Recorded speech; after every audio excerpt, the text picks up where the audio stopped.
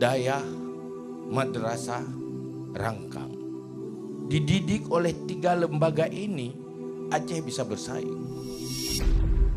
Warisan dan budaya bangsa kita yang diwarisi oleh para endatu kita tidak terjaga dengan baik, diserang oleh bermacam pemikiran dan aliran. Mungkin sebuah kata yang lugas saya katakan, untuk Aceh tidak akan selesai persoalan sebelum mampu menjadikan syariat solusi bagi semua bidang.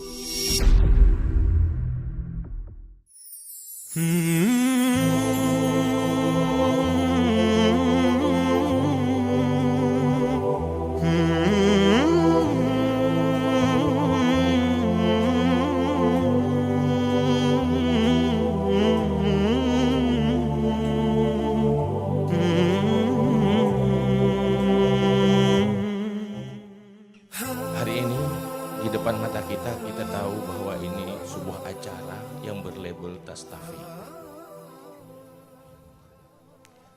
Mungkin sebahagian kita sudah dengar, tahu apa itu Tastafi. Mungkin hanya sebahagian yang lain mendengar sebuah isu. Sebenarnya Tastafi ini bukan barang baru untuk masyarakat Aceh dan masyarakat Melayu, malah masyarakat Nusantara. Maknanya, karena Tastafi adalah singkatan dari 3 nilai ilmu yang mencakup nilai Islam semuanya. Tasawuf, tauhid dan fikih.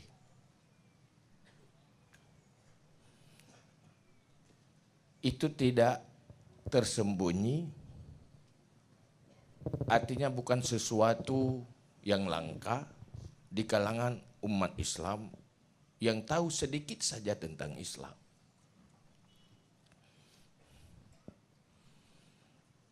Artinya inilah perjuangan Rasulullah Sallallahu Alaihi Wasallam menjadikan fikih, tauhid, tasawuf sebagai kehidupan. Generasi awal Islam, generasi sahabat adalah generasi yang benar-benar nomor 1 sukses menjadikan tauhid, fikih dan tasawuf sebagai kehidupan mereka di dalam menjaga kemaslahatan hidup dan menjaga kemaslahatan setelah hidup. Di awal pertama, Islam ini langka gharib. Dia hadir dengan kekuatan personal. Pertama personal Rasulullah yang memulai dengan Islam, risalahnya. Kemudian dibantu oleh pemeluk Islam di awal-awal Islam. Baik keluarganya sendiri, istrinya sendiri. Di saat itu adalah episode dakwah fikih, tasawuf, tauhid oleh Rasulullah masih di dalam sir, tidak jihad. Tidak cukup kekuatan. Beliau belum punya kekuasaan. Beliau belum punya kekuatan pertahanan, keamanan. Beliau juga belum cukup materi. Episode Madinah berubah. Kekuatan Islam dalam episode punya kekuasaan, punya kekuatan, punya ekonomi yang dimulai oleh zakat yang wajib dan infak dan sedekah yang tidak wajib. Dalam sejarah sebelum terbentuknya negara Indonesia, di saat masih dari kerajaan dan kerajaan, sebelum negeri ini jadi sebuah republik dalam bentuk demokrasi, Aceh punya sejarah gemilang. Di saat menjadi sebuah bangsa yang menjadi salah satu dari 5 negara superpower dunia. Sementara masyarakat Aceh dididik oleh dunia pendidikan yang semuanya ditangani oleh para ulama. Dalam sejarah kita tahu di Aceh dulu yang ada dalam sejarah 3 pendidikan, Dayah, Madrasah, Rangkang. Tapi dididik oleh 3 lembaga ini, Aceh bisa bersaing. Tidak cuma maju di dalam persoalan ibadah, kuat dalam ekonomi, kuat dalam politik, kuat dalam pertahanan, kuat dalam diplomasi, sehingga sejarah sampai berhubungan ke Turki di masa kerajaan Utsmani. Di saat Raja Iskandar Muda mengultimatumkan Ahlussunnah wal Jamaah menjadi agama resmi kerajaan Aceh. Tidak boleh yang lain. Sehingga Aceh bersatu, punya persepsi yang sama dalam segala hal.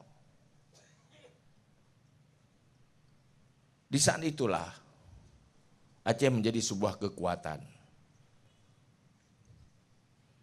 Di era di mana belum ada zaman globalisasi. Generasi kita adalah generasi yang lahir di sebuah zaman di mana umat Islam tidak sepakat dengan Islam itu sendiri. Di mana umat Islam tidak tahu Islam. Di mana umat Islam punya persepsi dan punya aliran yang berbeda-beda, yang bercampur baur. Sehingga ada sebuah masalah. Timbul sebuah masalah. Kita selalu mengumandangkan, kita menerima perbedaan dan saling mengisi. Dalam kenyataannya, menjadi sebuah realita, kita terjebak di dalam perbedaan-perbedaan yang saling menghancurkan. Antar sesama bangsa sendiri, antar sesama kelompok sendiri. Ini kenapa? Karena warisan dan budaya bangsa kita yang diwarisi oleh para endatu kita tidak terjaga dengan baik, diserang oleh bermacam pemikiran dan aliran. Siapa yang menang cepat, siapa yang tidak lambat, dia akan menang. Siapa yang kalah cepat, dia akan cepat kalah. Sebuah kebaikan, sebaik apapun dia, sebuah kebenaran sebenar apapun dia, apabila arusnya lemah, maka akan tenggelam oleh arus yang kuat. Walau arus yang kuat itu sejahat apapun. Oleh karena itu, abu kita terinspirasi melihat sebuah fenomena di mana antar sesama menjadi kacau balau, saling membenarkan sendiri. Banyak masuk aliran sesat, banyak sesat tanpa aliran. Akibat warisan Ahlussunnah wal Jamaah yang diwarisi oleh Rasulullah punya turunan dan data yang cukup, tidak menjadi sebuah arus yang kuat. Saya gampang ditenggelamkan oleh arus yang lain.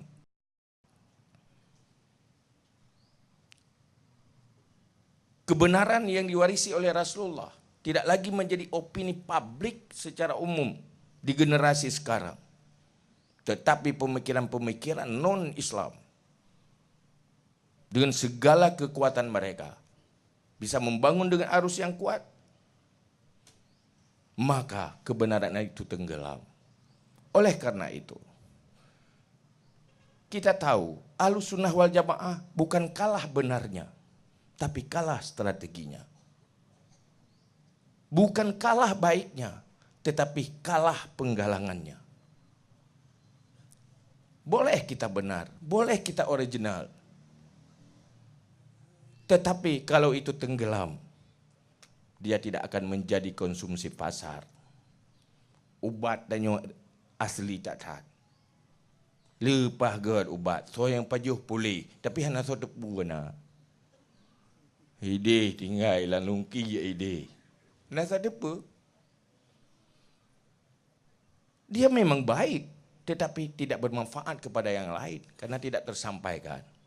Maka Rasulullah, salah satu misi Rasulullah yang paling ditekankan, balighu anni walau ayat. Sampaikan daripada aku walau satu ayat. Satu ayat bisa sampaikan. Menang Rasulullah oleh sebuah pergerakan. Dan menganggap itu suatu yang penting. Dari segala yang penting. Oleh karena itu, mungkin kita-kita yang melakukan kajian Ahlussunnah wal Jamaah secara benar dan secara luas, kita pasti yakin dengan kebenarannya. Ahlussunnah wal Jamaah itu paling moderat. Selalu rasional dan nakli. Tidak mengandalkan akal semata seperti Mu'tazilah. Tidak juga mengandalkan nakal semata tanpa mempergunakan rasionalitas. Tetapi bagaimana, apa yang mesti kita lakukan supaya kebenaran itu tersampaikan, terisrakkan ke semua lini. Jangan salahkan mereka yang salah. Lahan yang kosong akan diisi oleh predator. Maka pergerakan Tastafi ini ingin supaya jangan terbiarkan lahan-lahan kosong itu. Lahan kosong itu akan digarap oleh musuh dan akan menjadi musuh bagi bangsa kita sendiri. Musuh bagi Ahlussunnah wal Jamaah. Ini zaman globalisasi. Oleh karena itu, kita yakin bahwa Ahlussunnah wal Jamaah adalah sebuah warisan daripada Rasulullah dan mempertahankan originalitasnya. Sehingga kita tahu ilmu yang ada di Ahlussunnah wal Jamaah turunan gurunya pasti sampai kepada Rasulullah. Ini gurunya siapa, itu gurunya siapa, itu gurunya siapa. Kalau mazhab Syafi'i sampai kepada Syafi'i, Syafi'inya guru siapa sampai kepada Rasulullah. Jelas turunannya. Coba kenan gejaga.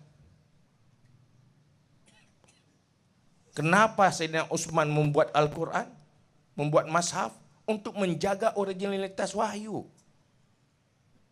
Supaya jangan diputar balikan. Di saat terjadi firqah yang telah dianalisa oleh Rasulullah 72 firqah, Asy'ari dan Maturidi bangun melahirkan sebuah konsep tauhid supaya terselamatkan, jangan sampai terjebak kepada firqah-firqah yang sesat. Di saat timbul pemikiran yang bermacam ragam yang tidak punya tanggung jawab di dalam memahami Al-Quran dan hadis, maka bangkit Syafi'i membuat sebuah rumusan untuk menjaga originalitas penafsiran Al-Quran dengan usul fiqh. Maka hal inilah yang perlu kita jelaskan. Tastafi bukan untuk menghancurkan siapa-siapa, tetapi untuk kebaikan semuanya. Tiada musuh di sini. Kita tidak menyalahkan yang lain. Kalau mereka itu salah, berarti kita juga salah, tidak mampu membuat mereka benar. Tastafi bukan kesebelasan bagi siapa-siapa. Tidak akan mengganggu siapa-siapa, tetapi berkomitmen untuk memperbaiki semuanya. Maka dengan kekompakan dan semangat serta militansi dan pergerakan, insya Allah Ahlussunnah wal Jamaah yang menjadi regulasi syariat di Aceh benar-benar menjadi kehidupan masyarakat Aceh dan menjadi solusi bagi semua aspek. Karena Rasulullah diutuskan rahmatan lil alamin. Para ulama mewarisi Rasulullah. Warisan Rasulullah rahmatan lil alamin.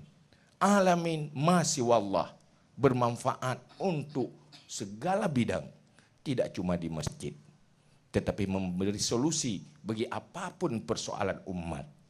Cuma tinggal Sampai di mana kemampuan umat Islam itu memanfaatkan konsep Islam, mengoperetkannya menjadi solusi bagi semua bidang. Mungkin sebuah kata yang lugas saya katakan, untuk Aceh tidak akan selesai persoalan sebelum mampu menjadikan syariat solusi bagi semua bidang. Ini butuh para ahli-ahli yang mengkaji ilmu-ilmu keislaman. Terima kasih. Mohon maaf atas segala kekurangan. Assalamualaikum warahmatullahi wabarakatuh.